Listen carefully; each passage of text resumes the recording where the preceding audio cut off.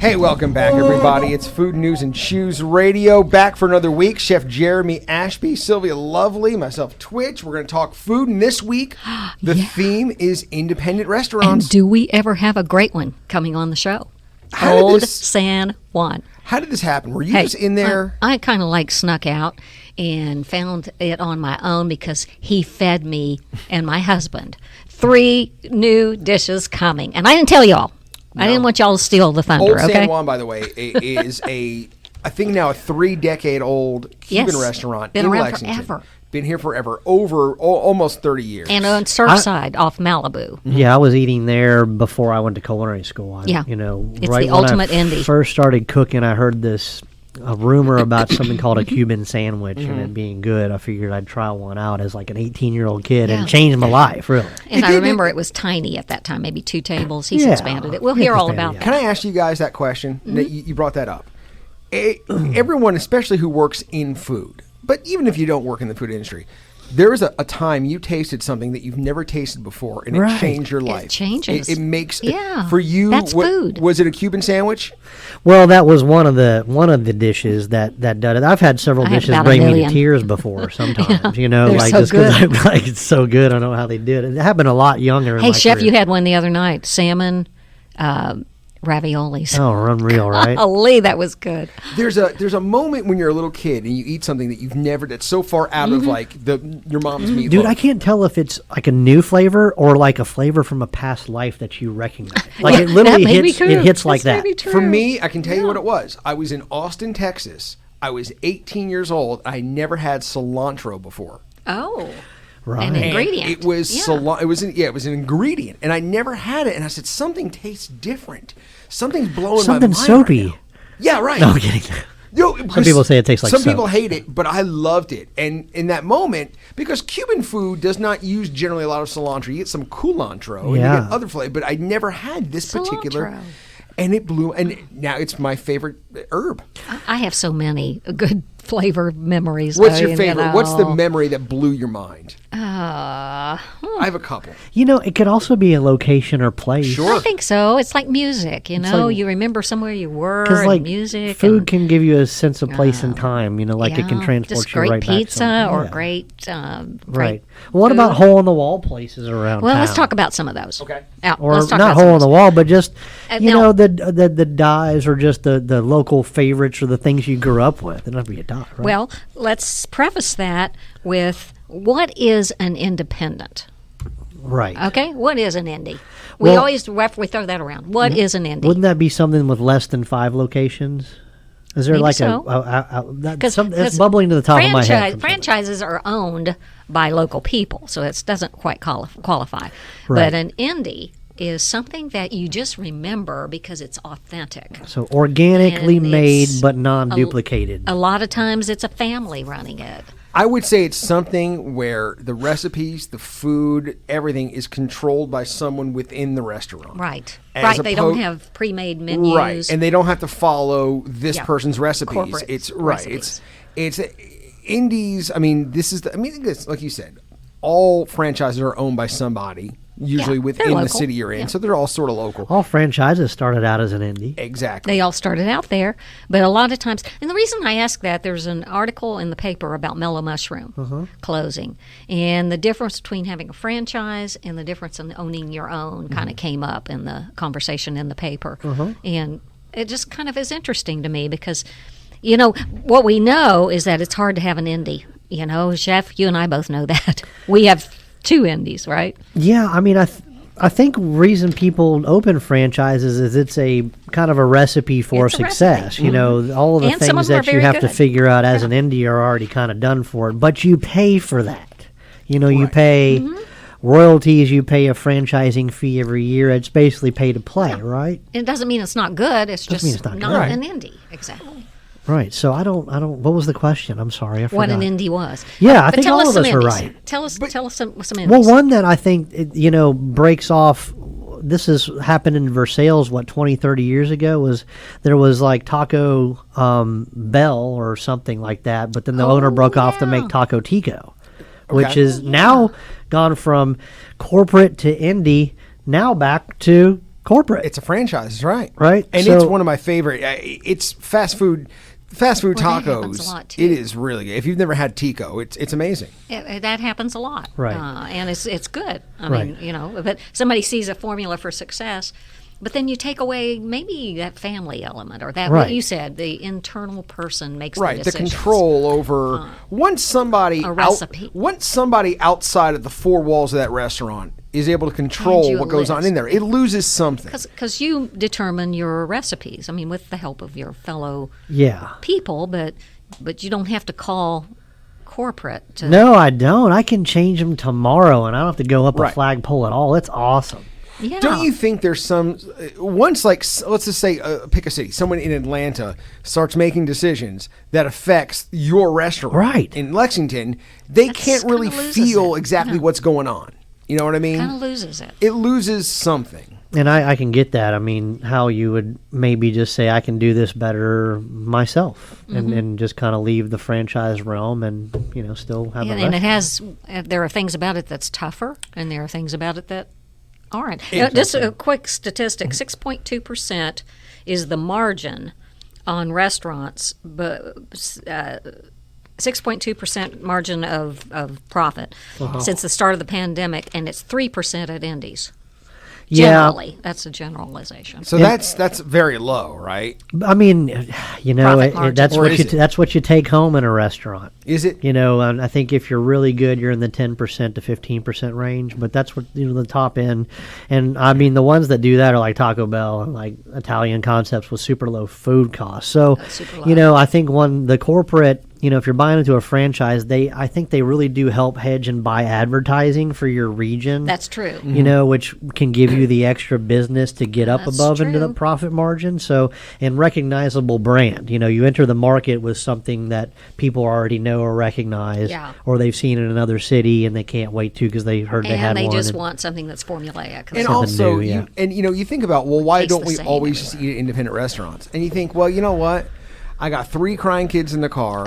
I could take a chance on this place. You want a formula. Or I know they're going to like McDonald's. Like on the interstate, you're going to go to the sign that you recognize. But see, and that's what I like, is I like going to the place I've never been. Well, me too. That's what I like about food. Me too. Getting off the interstate and going into the small town that's nearby. Yeah, I mean, I'll stop at 2 or 3 of them and just get a small thing at each. But what are some of your all's local kind of, like the family feel we talked about, The catch back in the day, my dad used to eat a place called Buffalo and Dad's every day for lunch when he worked at IBM. What are the places like? We got Winchell's, Thoroughbred Restaurant, Lexington Diner has that feel. Suggins, Suggins, right? Any other ones out? Wheeler's Pharmacy. Wheeler's Pharmacy is one of my the soda counter. Okay, let me mention the Catch, which is now on the block. It's open to be sold. It's open. It's just run by a family, which is kind of like Shake Shack. Was run by a family.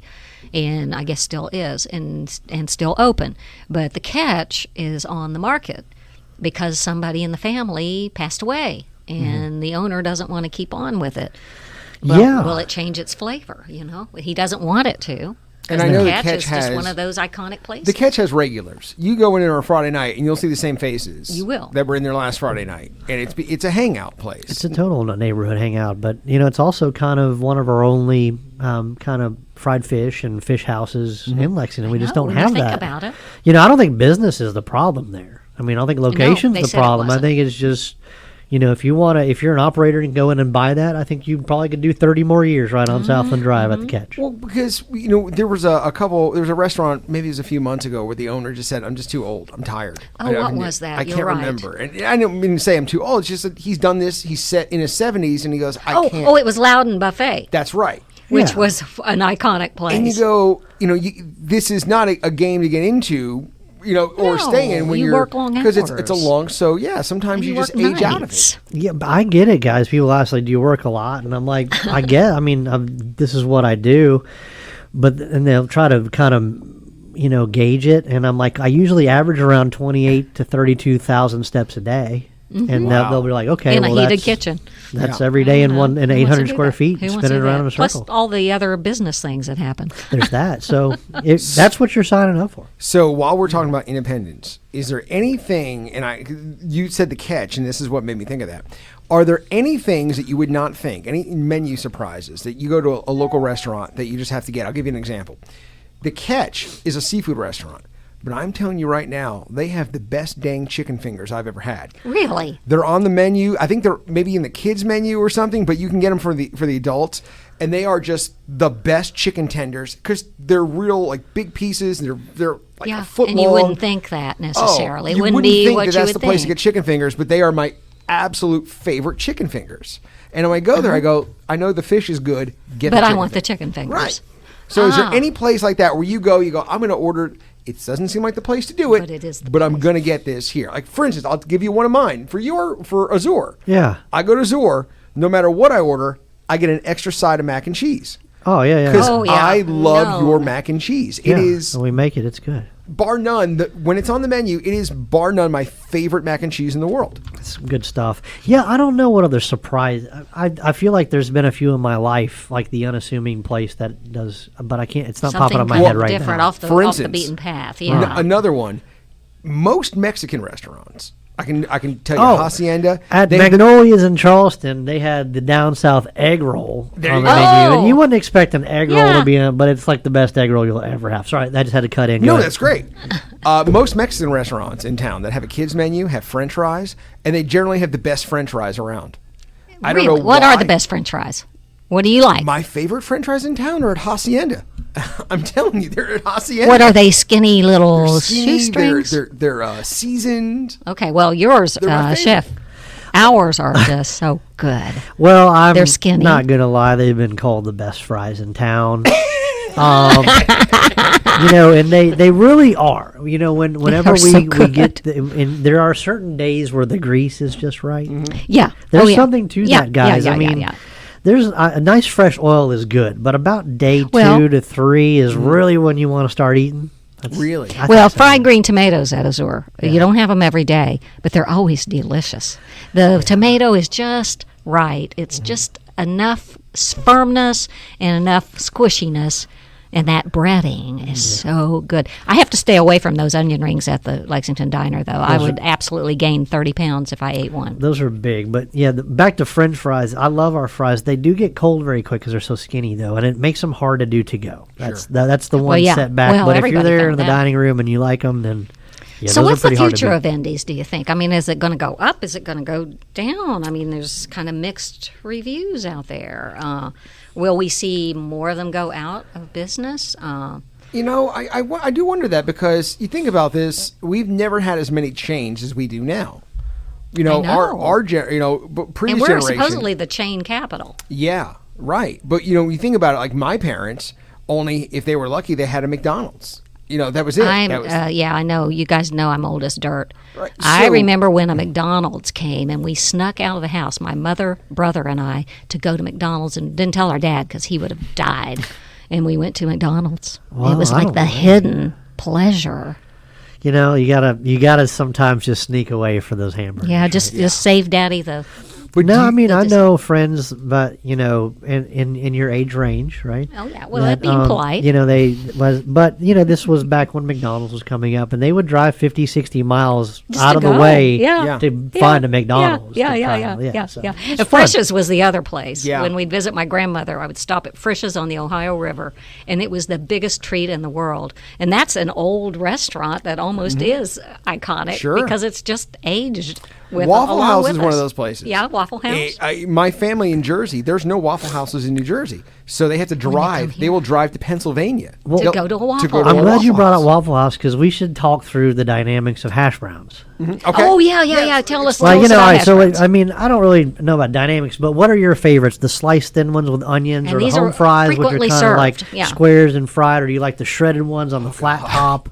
It's like asking me who my favorite kid is. I know. I like a good crispy flat top hash brown, like a shredded hash brown. I think I like that too, where it's crispy on Waffle top. House, right? Waffle House, yeah. Right. That's what I grew up on. Yeah. Well, I think that there's nothing to that. Honestly, the little bags of frozen potatoes are the best way to go.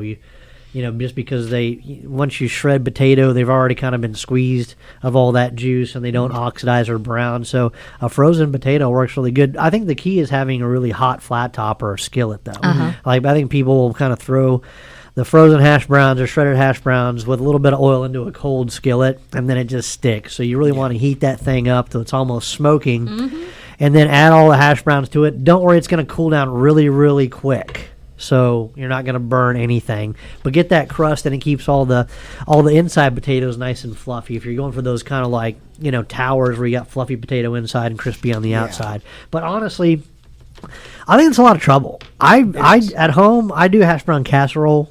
It's what I do ahead of time. You've done that at the restaurant. We do it. Actually, we put it under filet mignon at the restaurant. Oh. So explain hash brown casserole if you've never. And I imagine everyone's had it, but I've had a lot of people's versions, and I don't like them. They're like a lot of them are mayonnaise based.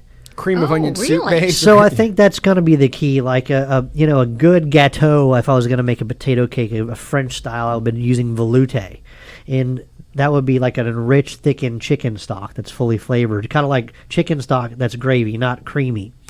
And the equivalent of that in the grocery store would be a nice can of cream and chicken soup, right? So that's really what you want to do. I do a bag of hash browns, 1 can of cream and chicken, about a half a cup of sour cream. Okay. Ooh, and I bet that adds a lot. That's really all you got to do, guys. Like, That's those are your easy. flavors. I could do that. like adding cheddar and bacon and green onions. You could add goat cheese and sun-dried tomatoes and black olives. Yeah, it's one of those dishes you can add, like, different kinds of things. You can. But if you just want to do a killer hash brown casserole that's going to beat Martha's at church down the street, then get the cream and chicken, How get do you the get sour just cream. the top crispy and the insides kind of not so crispy? Okay, so that's just really the temperature at which you're cooking and baking in the oven. Like, once you put that casserole, it's all mixed into the casserole dish. It already has cheese folded in, so it's going to create a crust. But you can put more cheese on top. Yeah. But there's something magic to the 350 degree mark in an oven. Like, there's a reason why that's the recipe and the temperature for everything, and that's kind of the temperature at which the Maillard reaction and the caramelization and the browning occurs in an oven. So that's why you see 350 so much. That's really the key to it. With that bake time, about 25, 30 minutes, it'll be brown on top and cooked through in the center and nice and fluffy. Is there a way to, going back to just the hash browns on the cook stove, on the flat top, is that transferable to other kinds of dishes that one might find in a diner or something? Because it's just that special flavor. Well, you know what? A hamburger. And I'll tell you, a flat-top griddled hamburger is completely different than a char-grilled hamburger. I'm a fan. Because you get full contact of the food to the metal, and you kind of push it down a little. Different. And that crisp, that char equals flavor. I completely... A flat-top cooks 100% different than a pan. And that is kind of a diner kind of thing. It's a diner thing, guys. And diners are like also, I think one of the reasons griddle is just the workhorse of the diner, man. And the water in the food evaporates faster because there's no walls, like a pan. Yeah. So the food gets crispier without stewing. Whereas if you cook in a pan, food stews and gets softer. Yeah. So. Yeah, high heat, big thick griddle keeps and retains the heat, so when you put something on, it doesn't cool down and create that moisture that you're talking about. It just sits there and sears it, and it's good for short order. You can get things up quick because, like at Azor, a ticket comes in, and I sear a duck breast. It goes in the oven. 12 minutes later, we're kind of flipping it and basting it with the fat, and we're going to time that with the ribeye that started 3 minutes earlier because it's mid-rare and not mid-well, and all going to come up at the same time. At the diner, you're doing short order cooking. The ticket comes in, and you work on that ticket till it's done. Like, there's no starting. Like, everything is, like, cooked quick. It doesn't take 15 minutes to cook just short order. A Philly cheesesteak. It cooks about a minute and a half. Yeah. I never realized why it was called short order until just now. I know. I've learned something. All right, in a moment, we are going to talk to the family that now owns one of my favorite restaurants and one of the iconic restaurant in Lexington, Old San Juan. Next, don't go anywhere. It's Food News and Chews Radio. And hey, welcome back. It's Food News and Chews Radio. And man, there are some days when you think you're working and it feels like you're working, and there are other days when it ain't work. And today's one of those days. So we're going to talk about the style of food I grew up on is Cuban food. I grew up in Tampa. Yeah, there you go. And I love it. It's my favorite, one of my favorite styles of food. And there's a restaurant I was told about years ago called Old San Juan. Right? You cooked in Miami. I cooked in Miami. But you said you lived in Tampa, right, Twitch? Yeah, absolutely. So there's like knockout, drag down fist fights between, the origin of the Cuban sandwich, whether it's Tampa, whether it's Cuba. I mean, let's settle Colombia. this. It's from Cuba, guys. The Columbia restaurant, the home of the Cuban. It just kind of changed as it came up into Florida, and we put little spins on it. But Cuban, we did some deep research. There's a new book out, too. Yeah. And it solidifies the argument that the Cuban sandwich is from Cuba. And he brought that here today. Describe. So, Old San Juan is a restaurant that is legendary in Lexington. And it's on Malibu Drive. If you've never been there, it's worth the trip. And you are the third owners of the restaurant, Gerardo and Gerardo. That is correct. Sir. Father and son. And you guys, he went in to get a sandwich, and he left owning the restaurant. Tell us, first off, how does it happen? How did you guys get into the restaurant business? Yeah, we came to this restaurant because we love the food, the taste and everything, and we came like a guest. Before the pandemic, one day when I came, it's closed. 2 weeks ago, later, I'm trying to came again, it's closed. Oh. Yes, Wow. and I say, okay, but I want a sandwich. Okay, I go to the other place. Oh, no, the first time. The third is my time. When I arrive, it's closed again. But the owner, the last owner, Manolo, is here. We need to close. We need to go out of the market. But the owner is right here. He wanna sell. You can buy it and you can make your sandwich your own. And we talked with the owner. He was. You can order your own Cuban restaurant. Yes. And you know what? That's what's for us like a blessing. God put it on a way for us. It just happened. It was fate. Yeah, it just happened. Yeah. We think about this put on restaurant for a long time. I love cook. Yeah, I grown with that culture because my family was from Cuba and everything. And that's the opportunity. We talk with my family, with my son. He has a little more, lot of more experience. And you let him do it, huh? Yeah. I mean, yeah, I support him. Could you stop him is the question. Could you have stopped him? I don't think so. That's a better so. question. That's a better question. So, we have done some conversations on this show in the past about Cuban food, kind of through it and all about it. But, from you, kind of what is the epitome of Cuban food or the primary dishes you'd like to share with us to introduce Lexington to that style of food and to bring them to Old San Juan Cafe? Well, we are trying to expand some of our menu onto some other Latin American dishes as well. With a little bit more of a focus on to Honduran dishes. We are very familiar with Honduran cuisine as well. Okay. And so with that being said, we are trying to incorporate new dishes, which some of them are called catrachitas, which are kind of deep fried corn tortillas, and then they have refried beans spread on top of them with some sour cream and shredded cheese. Honduran cheese, too. Yeah, 'cause I know Honduran that, cheese, yeah. imported cheese from Honduras, and sour cream as well. Honduras too. And the sour cream will be imported as well. Yeah, that's kind of cool because around here we always kind of substitute ingredients. But if you look at the matchup between some of the ingredients you get in Honduras versus say sour cream or cheese here, there's a big difference, and it really does affect the flavor. So if you want authentic. A guy like you that imports the ingredients is probably going to nail it on the head. What's the difference? Why are they so different? You know what? The flavor. Mm-hmm. You feel the flavor. Different. Complete different. Sylvia tastes it was delicious. The original, and I'm trying to other one, but not.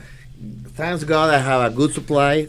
He put me the product here, fresh product, and we can offer this product like this. Jeremy, is it one of those things, and maybe you can kind of speak to this, if the cows eat bland food, they make bland milk, and that bland milk makes bland cheese. Yeah, it's just a whole different terroir down there. It's just the land produces different flavors. Exactly. And that's from dairy to grain to everything. Which is why they say you can get pizza all over the country, but it tastes different, even though it's just water and flour. Or honey or any of those kinds of things. What's the difference between Honduras flavored foods or type foods and Cuban? I mean, are there big differences or just subtle differences? No, it's not a big difference. especially because in Honduras we using a little more pepper and cumin between in our flavor.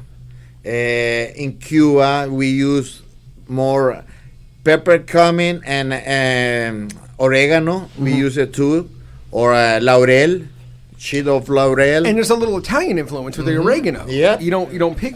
People see. I think as Americans, we think there's Mexican food. If it's from south of the border, it's Mexican. That's right. And it's not. There are so many between Venezuelan and Honduran and Colombian and Cuban. There's a lot of shared ingredients, but the techniques and flavors are totally different. I mean, right. Like if you want to talk about the staples of rice and beans, of course you're going to see that all through Latin America and through Cuba. But yeah, you brought up corn tortillas. So did he. Not something you're going to see a whole lot of in Cuba, but in South America, corn tortillas and corn rule, right? Mm-hmm. But back to Cuban food, and blending in Honduran cuisine. You've got some ropa vieja here. This is like my favorite Cuban dish of all time. Delicious. And that's even over the Cuban sandwich, we'll get to in a minute, right? But I need you to describe what we call old clothes. I mean, we know the story that the old man, the poor man, had people coming over for dinner. He had nothing to serve them, so he threw his clothes in a pot and cooked them until they shredded up. And that's where this came from. But it's not clothes in here. What is it? Describe it. It makes you smile. It makes your heart smile. Yeah. Tell us about the Okay, cooking process. the ropa vieja is a shredded beef. The first time you need to shred the beef very well. Cook it real slow, low. Boil and cook very slow until it's the time. When it is the time, you take the bowl and you shred piece by piece. When you have it, you need to chop garlic, onion, cilantro, and pepper. Don't tell all your and secrets. green pepper. You chop it, season it with olive oil and special ingredients. Yeah, I was gonna say. The special ingredients, and it's slow, very slow. It's sort of like pot roast. Everyone's family makes it a little different. Right. Yes. Yeah, it has that pot roast kind of comfort food feel. But the way it shreds gives it a little bit of texture to it. It has the resemblance of pulled pork. That's what people around here are going to, recognize it as. But much more rich with tomato. Yeah. It's a slow cooked shredded pot roast is what we liken it to here. But you put that over rice with Cuban beans, and that's just one of those. Right in front of us, right? And listen to what he said. A meal is going to grace every Cuban table. You know cook what it the until it's problem time. is? The crock pot. When you put it in the crock pot, the meat is so soft. Yeah, you don't get the shredded It's so texture. soft. Yes, And you I feel agree. you feel in this one. You feel the difference because you still have the taste of the meat, The texture. the Yes, texture. the taste of the meat and the texture. That's important. Like, one of my biggest culinary pet peeves is when people put their pulled pork in a crock pot. You let that go and it's just like mushy, shredded. Yeah, it's moist as can be, but it's not barbecue. It's convenient, but like you said, you cook it until it's time. It might take an hour. It might take an hour and a half. It might take 3 hours. You can't rush it when you're doing it right. So if you guys have your new operators at Old San Juan, you have big shoes to fill. Because I've been eating at Old San Juan all of my life. I was mesmerized by one of the owners that would sit there over his flat top and kind of slowly build a Cuban sandwich with homemade bread, kind of putting olive oil on the outside, a little salt, and patting it and getting it just right. It was mesmerizing. So tell me about your Cuban sandwich that you're serving now. I know it tastes good. Yeah, I mean, I just had one. It's fantastic, but Okay. you said you even baked the bread. Start with the bread. Yeah. You know what? Practically, we do all the most of the sandwich because we bake the bread. I make the roast pork.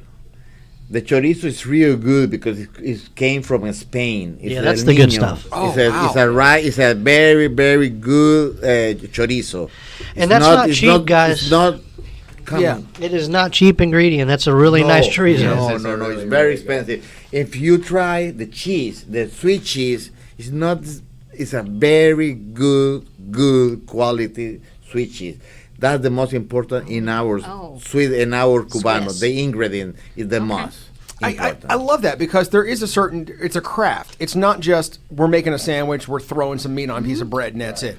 Like every part of the sandwich, from the bread to the cheese, is thought of, and it makes sense. The mustard and the pickle cut through the fat of the pork. You got to have the pickles. Yeah, the pressing. You got to have that. Yeah. I mean, the Cuban sandwich, I think, to me, is the most perfect sandwich. It's my favorite. It's got everything. It's got a cool history. It kind of, from what I understand, ended up being from Cuban workers with a bunch of mixed meats. And then as it made its way up in Tampa, it found its way, like some turkey breast found its way in there, right. Sweeter bread. There's all kinds of renditions. But the one that that we're having here is the one that we're familiar with. And I think the one that has really been narrowed down to what everybody likes. You know, right. After 50, 60 years of moving and changing and adding ingredients, this is what everybody expects. Yeah, it's what we agree on. The chorizo is, I like that. Yeah, and it's probably the world's most perfect sandwich. I think so. Yeah, we agree, and we actually modified a little bit as far as how the meats go in the Cubano, because in your traditional Cubano, it's usually pulled pork as well. Mm-hmm. It's shredded pork. But in ours, we actually do sliced pork instead of shredded, just because sometimes whenever you have shredded pork in a sandwich, it can be messy. Yes. It can be. You know, and there's already a lot going on in the Cubano, so we didn't want to overdo it. Yeah. You know, so we thought that maybe slicing the pork would be a better idea, and it turns out it's a lot cleaner, it's a lot better, you know, and it tastes exactly the same, probably even better. Texturally, yeah. It is better texturally. Right. I like that. How did you get into cooking? Tell me about. Have you been a cook, just a home cook, or have you owned restaurants before? Yeah, because one day you just decide, I'm going to buy this restaurant. Yeah. And usually that's a recipe for disaster. I love cook all my life. And a long time ago, we talked with my wife, I want a restaurant someday. And we're here. That's why we feel like a blessed, because we're talking about 20 years probably with my wife. Probably when we were retired or something like that, we put in a restaurant because we love restaurant, and we're here. And we are very happy, try to make our best effort to make the best Old San Juan forever. So I always like to ask this whenever we talk to new restaurateurs who've been in the business. You've been in the business for a few years now, so you're not exactly new to it. But everybody has the idea, right? Everybody wants to open a restaurant. I don't know why, but you know. That's what it is. Maybe so they don't know enough. for all the people listening who also have the same dream, want to open a restaurant, what lessons would you say, this is what I learned the hard way? This is the lesson. Is it equipment? Is it staffing? Like, what's the hardest thing? Particularly with the pandemic. Right. What challenges did you meet? Everything. Everything. Because right now it's not easy. The time is not easy. In every position. Yeah. But if you have a passion, if you love what you do, if you wanna if you wanna leave a step to follow, this is the way to do it. Try to make a good food. Try to put all your heart in your food. See your people pass your door, eat your food, and when you receive your platter completely empty, I'm so happy in the back. And I ate. That's why. That's my. I ate more the other night than I typically do because it was so good. And I have all these videos, by the way, that I'm running. Everybody should listen for the videos. I was taking pictures, and he was describing 3 new dishes that are coming. Yes. It's a lot of dishes coming. It's a lot of good food. We promise a good food. Listeners out there, you heard the promise from the man. I really think you should check out Old San Juan. Let's talk about this for a minute, Lexington. You've had enough Texas Roadhouse. You've had enough cheddars. You had enough of that junk. Let's go. Let's try out a new local place. Let's help somebody live the American dream. And I'm telling you right now, this is not American food. This is authentic Cuban food. Absolutely. I've tasted it. I've lived in Miami. Get out there and check it out, guys. Let me ask you. There's and you know good food. Everyone here. There's a point when you're eating something so good that it goes from happy to anger because you're like, I can't stop. I don't know how they did it. Right. I know I'm eating too much. I'm looking at a cut-up Cuban sandwich over there, and I'm angry because I'm like, I know I'm going to go back, and I'm going to go back, and I'm going to keep going. Well, I have been going back, and you keep mean-eyeing me whenever I reach for more. He thinks there's not going to be enough. But you know, this kind of food is actually, I mean, like this Ropa de Vera, say it again for me. Ropa, yeah, is really actually kind of looks good for you. You know, it's beans and rice. And well, it's whole food. It's not processed, really, right? It's not processed, and that's part of the. That's part of the. It's real ingredients and real food. And it's gonna feel like real food to you, especially if you grew up in central Kentucky and Appalachia. I did too. And Southern food and Cuban food have a lot in common, not in flavor, but in the way it feels. It's like grandma's cooking for you. It's good home cooking. It feels like a big hug. Sauces, Yeah, it feels like family dinner. It's something you don't want to miss. If you like just good old Southern food from around here, just hop outside your box and try this. It's not spicy. It's rich. It's wholesome. It's savory, but it's not spicy hot. And let's talk about where you are, because it's an iconic place. And it's in a little strip shopping center behind Jason's. Is that the restaurant? Yes, Jason's in front of it. Yep. So you're going down Malibu, and you turn right on Surfside. Surfside. 247. 247. Surfside, and it's right there. And, right to the right-hand side. And it's. Did you change it much when you bought it? Because I mean, did it look the same? Because I think it looks a little different, and I know you got like back in the back, you've got some other items. So on the outside, since as you mentioned, it is kind of a landmark by now in Lexington. Yeah. Everyone knows a little bit of where it's at and what Old San Juan is, kind of, just because it's been in Lexington for that long. Because of that, we wanted to leave the signage outside as it is, just because everyone knows it as it is, you know. But inside, we did do a little bit of remodeling and fixing more stuff seats around. for yeah, one we did add a few more tables in there. We added, we painted the whole inside. We remodeled everything inside as well, just so that we would have a little bit more space, so that we can have a little bit more people in there to serve as well. Man, what are your hours right now? Oh yeah. So we are open Tuesdays through Saturdays, 12 p.m. to 8 p.m. Okay. Go there. I'm telling you, go there. You will and not. his wife is also. I had the pleasure of sitting with both of them. Bernie and I went over there one night. I snuck. I didn't tell you guys. I didn't tell you guys. No. And it's a family run. Father and son and wife. And the wife. All right. Go there. And thank you, Gerardos. Both of you, Gerardos. Thank you guys for coming in. This is Food News and Choose Radio.